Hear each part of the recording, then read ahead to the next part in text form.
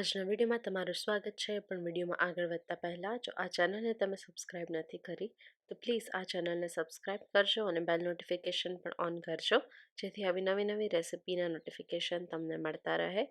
આજના વિડીયોમાં આપણે એકદમ સરળ રીતથી ગાજર અને મરચાં કેવી રીતે આથવા એ શીખીશું. તો એના માટે સૌથી પહેલાં મેં અહીંયા 100 ગ્રામ જેટલા જે વઢવાણી મરચાં આવે એ લઈ લીધા હતા. એમાંથી બિયા છે એ બધા જ કાઢી નાખ્યા છે, જેથી એની તીખાશ હોય એ જતી રહે અને નાના મોટા બધા જ ખાઈ શકે.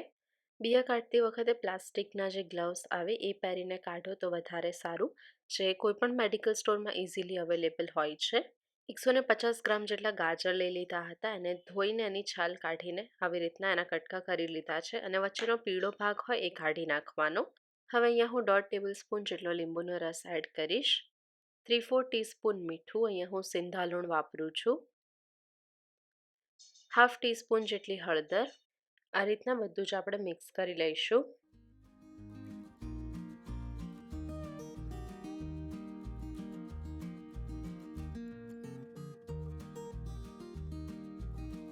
તો આ રીતના ગાજર અને મરચાં વ્યવસ્થિત કોટ થઈ જાય એવી રીતના બધું જ આપણે મિક્સ કરી લેવાનું છે.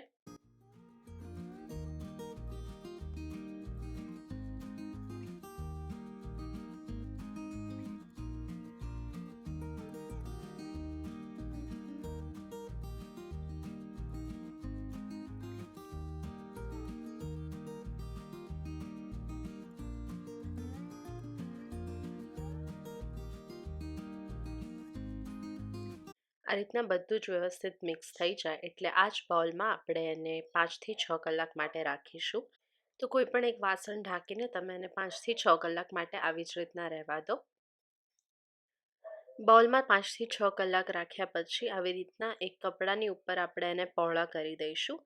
ઘણી વખત આપણે જે ગાજર અને મરચાં આથીએ એ ચીકણા થઈ જતા હોય છે. તમે આવી રીતના એને આથશો તો એ બિલકુલ ચીકણા નહીં થાય. આવી રીતના એને 5 થી 6 કલાક માટે એને કોરા થવા દઈશું આપણે. બીજા 5 થી 6 કલાક થઈ ગયા છે અને મેં એને એક બાઉલમાં ફરી કાઢી લીધા છે. હવે અહીંયા હું 3 ટેબલ સ્પૂન જેટલા રાઈના કુરિયા એડ કરીશ, જેને મેં મિક્સરમાં અધકચરા પીસી લીધા હતા. 3/4 ટીસ્પૂન જેટલી અહીંયા હું હળદર એડ કરીશ. 3/4 ટીસ્પૂન જેટલી હિંગ અને 3/4 ટીસ્પૂન જેટલું મીઠું અહીંયા હું એડ કરીશ. હવે અહીંયા મેં 5 થી 6 ટેબલ સ્પૂન જેટલું તેલ લીધું છે. એને ગરમ કરી નાખ્યું હતું 40 થી 50 સેકન્ડ માટે. બીજી 10 થી 20 સેકન્ડ માટે એ ઠંડુ થાય પછી મેં અહીંયા એને એડ કર્યું છે. તો આવી રીતના બધું જ આપણે મિક્સ કરી લઈશું.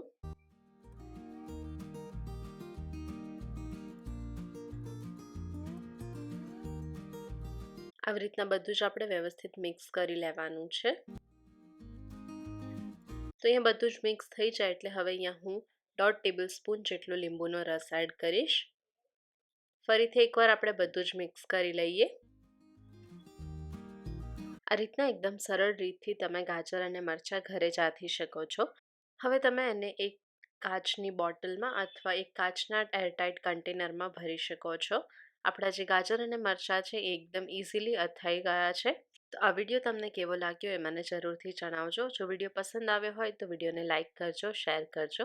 મારી ચેનલને સબસ્ક્રાઈબ ના કરી હોય તો સબસ્ક્રાઈબ કરજો અને તમારા સજેશન્સ કોમેન્ટ સેક્શનમાં ડ્રોપ કરીને મને જરૂરથી જણાવજો.